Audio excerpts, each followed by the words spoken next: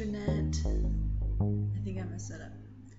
Hey internet, my name's Bryce, or Infinite.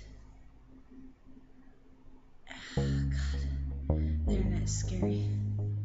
I'm scared of you guys. Alright, so I have recently moved away from my younger brother, Maverick, and he has convinced me to go ahead and tell him about my day-to-day life. Not really day-to-day life, because that would be really boring, but the eventful stories and whatnot of things going on in my life via the internet. And so he has convinced me to start this channel.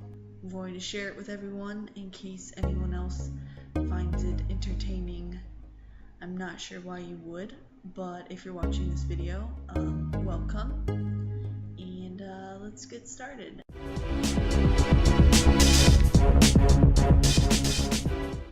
Today's topic is traveling, because obviously I've done a lot of it lately. So how do I start? About 2 months ago, if you had asked me, hey, do you like traveling? I'd be like, yes, I love traveling. Seeing the world, doing things. It's an escape from your everyday life.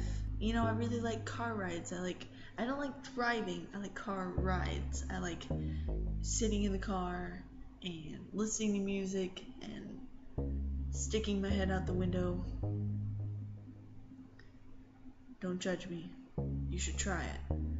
Except don't try it and get in trouble and blame me. But if you don't get in trouble, then you can thank me. Moving on, I would have said, yeah, I love traveling. But about a month and a half ago, I went on a trip to San Antonio, Texas with my roommate, who, for the sake of this video, we will call Jamie. Jamie and I drove up to San Antonio to visit my brother, not the brother that I am making this video for, but my older brother, Austin.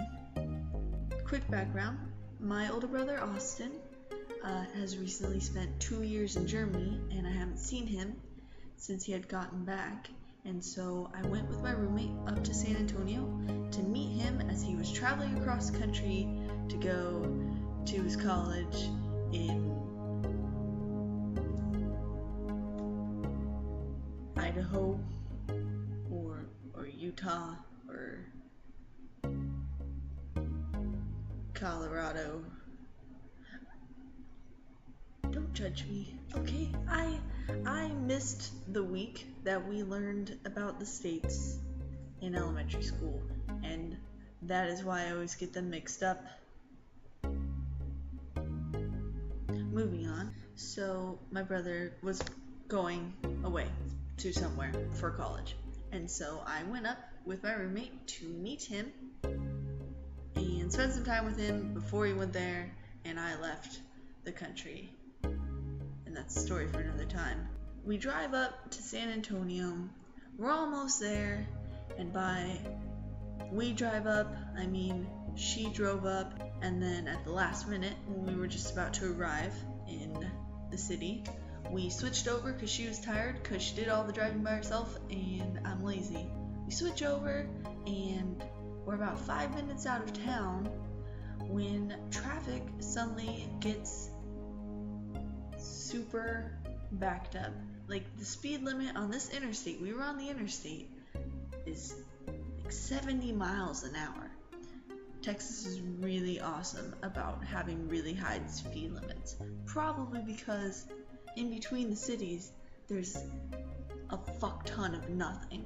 So you really need to get places fast and stop at every gas station and go to the bathroom and get gas and some snacks.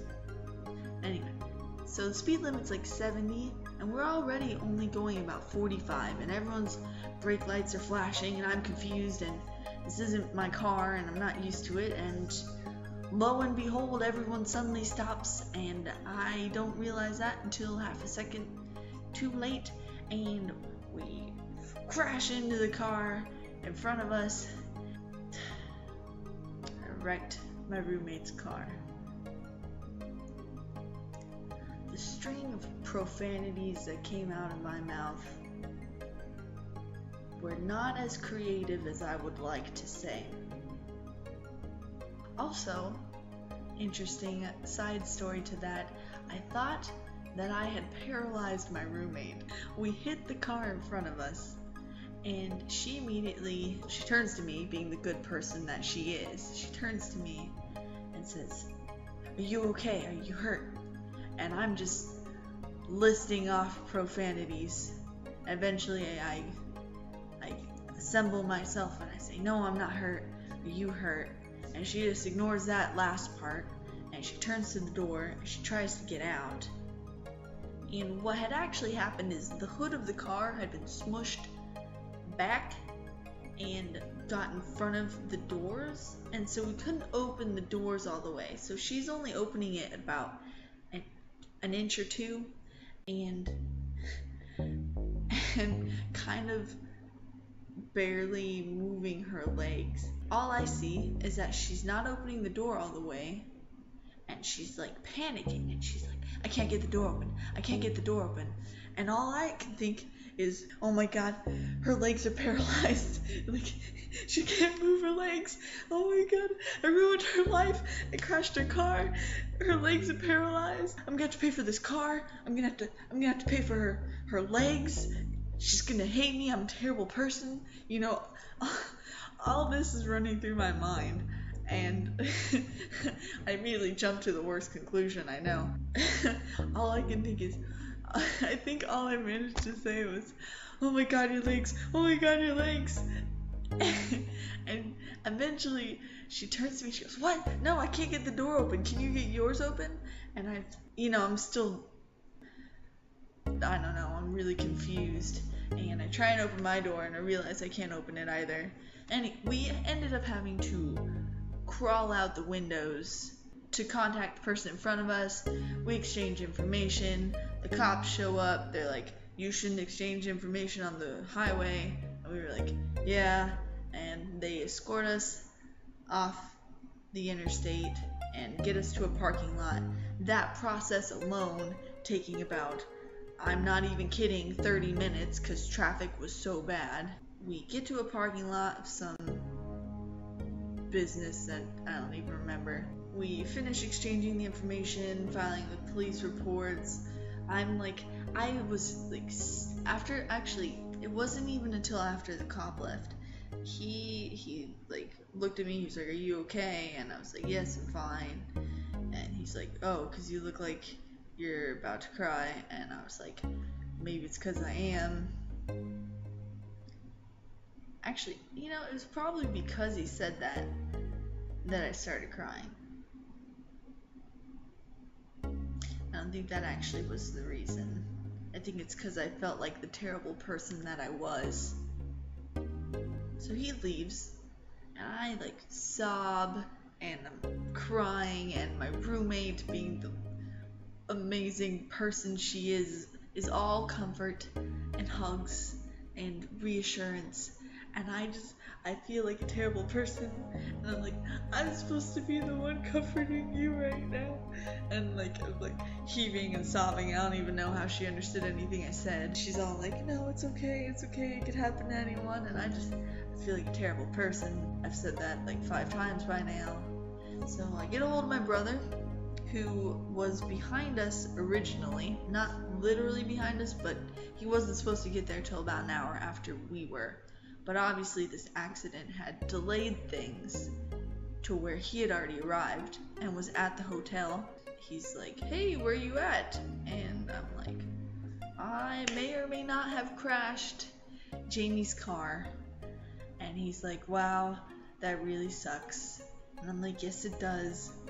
We need to get picked up." My brother, as I said, was in the middle of moving across the country. Therefore, his tiny car, which is already too small for people in the first place, was filled with all his stuff, and he only had one seat available after he rearranged everything. Of course, I was the one who had booked the hotel, so he came and picked me up, took me to the hotel because he couldn't get in and drop off his stuff, and there was no point in him picking Jamie up and taking her there and then picking me up when I could go first and have the hotel ready and we could all just crash into emotional piles of mess on our beds. So he comes and picks me up, takes me to the hotel, drops me off, and I walk into the lobby and I look around and I'm like, this is a really nice lobby.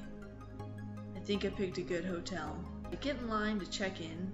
Keep in mind it's about 2 in the morning, and there's some woman up at the front counter complaining about the bottled water. It's 2 in the morning, and she took the time to leave her room, go downstairs, talk to the people at the front counter about the bottled water. And I never even really heard what she was saying, but it took way too long. It took her, I was waiting for just that one woman about 7 minutes, which in a lifetime isn't a long time, but when you've gone through what I went through that day, and it's 2 in the morning, and you're really tired, and you just want to go kill yourself because you wrecked your roommate's car, 7 minutes is a long time. And not only that, there was another person in front of me behind her, and after about 3 minutes of listening to her complain about the bottled water, a small family showed up behind me with all their things. Now it's 2 in the morning, so I don't think those of us waiting in line are trying to check out or complain about the bottled water. We're all trying to check in. We're tired, we've all had long days. The family behind me has small children who are starting to get annoyed. So I finally get up there after that woman stopped complaining. I don't even know how the situation was resolved. I think that she ended up having to talk to a manager. I don't know. So the guy in front of me goes, he takes a normal amount of time. It's my turn. I check in. I get the keys. I start wandering around the lobby, trying to figure out where the rooms are, because the lobby was obnoxiously large. There was pillars and decorative bolts of fabric hanging from the ceiling. I don't know. Ugly pictures of cowboys. I'm wandering around the lobby holding my backpack, a small duffel bag type thing, and this floppy hat, this obnoxiously bright pink floppy hat that wasn't mine. It was Jamie's because her car was wrecked and we had to empty it of all its stuff, and the only thing that she apparently could trust me with was her ugly floppy hat. So I'm walking around, wandering about, trying to find the rooms, and I see this guy sitting in a love chair by himself against a wall, in a darker part of the lobby, reading a book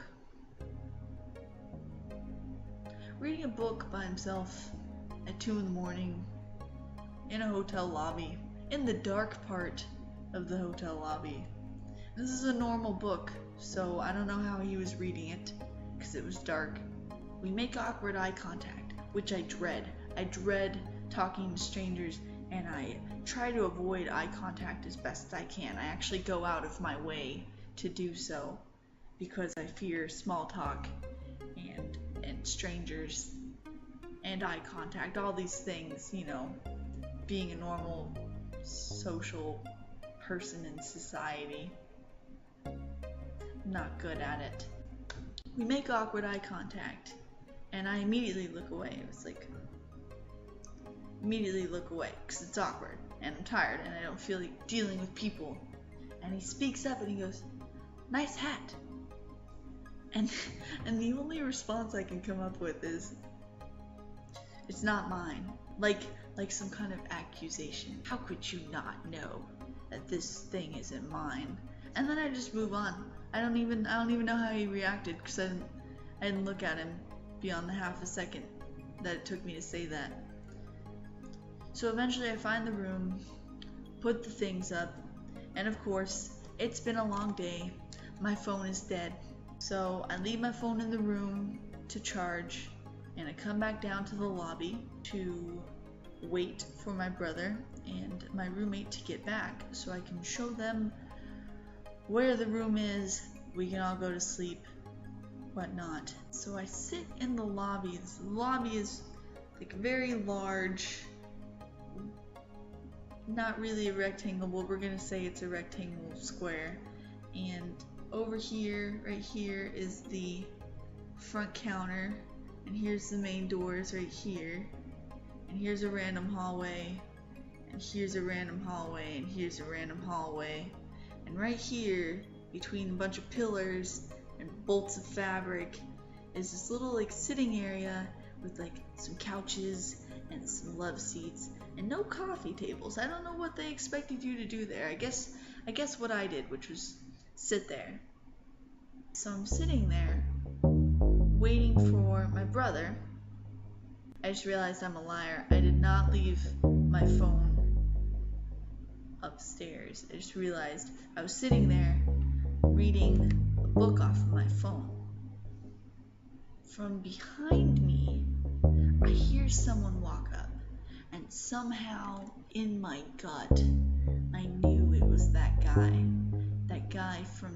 from the dark part of the lobby. I sat there and pretended to read, and he comes up from behind me, like I'm in the little square of chairs and couches and whatever.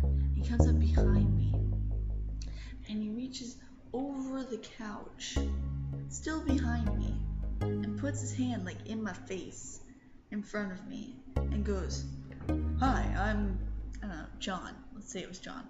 "Hi, I'm John." And I'm on my phone, and I look up, and I shake his hand, which was really cold, by the way. It was very cold and clammy. "Hi." And I just go back to my phone. He kind of like leans over the couch a little more, still doesn't get in front of it or in front of me or join me on the couch. He just awkwardly stands behind me and leans over. He's like, "So what are you doing here in San Antonio?" And I don't even remember the rest of this conversation. I just remember thinking, what are you doing? Why are you talking to me? I don't get hit on. I don't know if maybe it's because I always look like I'm in a bad mood, because I normally do, or I don't normally wear makeup or try to exude friendly welcomeness. I had no idea what to do in this situation, or what could have possibly made him think that it was a good idea to come over and introduce himself to a girl who is alone in a hotel lobby at 2 a.m. with red eyes and running makeup and greasy hair, and I think I'm sweaty because it was hot out. I just looked like I went through hell and back. He introduces himself to me, and I don't even give him my name, and he tries to continue the small talk. And it wasn't even anything interesting. It was about San Antonio. Like, "Oh, have you done this? Have you done that?" No. I just got here. I don't know you. Your opinion doesn't matter to me. It's not like I came to San Antonio with no idea of what I was going to do. Obviously, if you're staying at a hotel here, you can't know that much about the ins and outs of San Antonio, like some kind of, what's the word I'm looking for? Resident. You're not a resident, obviously, if you're staying in a hotel. I can't even, what made him think that was a good idea? What made him think, yeah, she'll definitely, I'll introduce myself. Hey, I'm John. Oh, hey, I'm Bryce.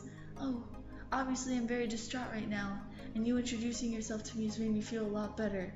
Let me tell you about all my problems. I knew it.